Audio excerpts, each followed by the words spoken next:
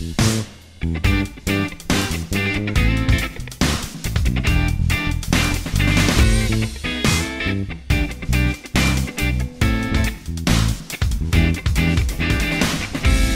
Webspotting, deuxième, David Pérou. Bonjour, je suis Edia et vous regardez Webspotting, l'émission ActuWeb de la semaine. On démarre avec un bad buzz, celui de l'Elysée qui s'est fait prendre la main dans le sac à télécharger illégalement. En effet, grâce au site américain youhavedownloaded.com, le blogueur Nicopic a pu déterminer la liste des films récents récupérés à partir de plusieurs adresses IP attribuées à l'Elysée. Évidemment, l'Elysée a formellement démenti dans un communiqué en expliquant que l'adresse IP n'était pas une donnée fiable et qu'elle pouvait être piratée. La grosse blague, puisque ce discours est en totale contradiction avec celui d'Adopi, qui, je le rappelle, permet d'accuser des gens de téléchargement illégal sur la seule preuve d'un relevé d'adresse IP.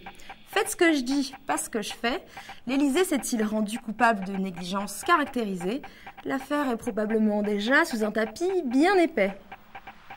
Les geeks vont-ils lâcher leur écran d'ordinateur pour aller au musée?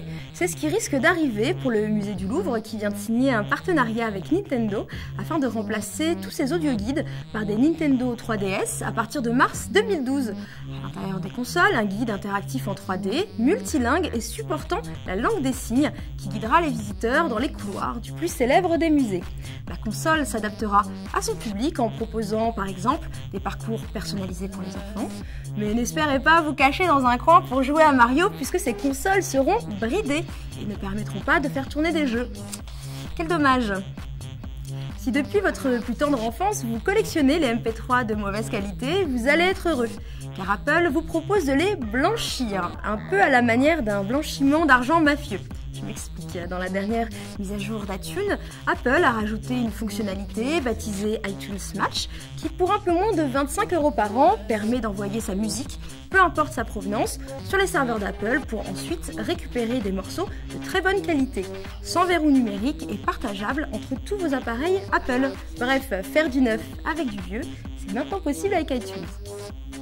Juste avant les fêtes, Orange vient de faire un joli cadeau à ses clients. En effet, depuis quelques jours, les possesseurs de téléphones Android routés se voient refuser l'accès à l'application Orange TV qui leur permettait de regarder la télévision sur leur téléphone. Comme il s'agit d'une option payante, je vous laisse imaginer la colère des abonnés. On pourrait penser qu'Orange est dans son bon droit, mais router un téléphone signifie tout simplement avoir un accès administrateur à celui-ci afin de pouvoir installer tout ce que l'on désire.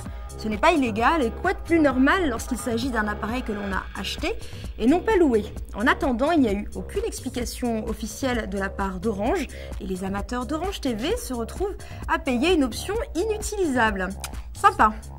Pour conclure cette émission, je vous cite mes amis de Canard PC. Dernier Noël avant l'apocalypse, ça sent le sapin. Passez de bonnes fêtes. Je vous rappelle que vous pouvez nous retrouver sur tous les réseaux sociaux Webspotting. Et moi, je vous dis à la semaine prochaine.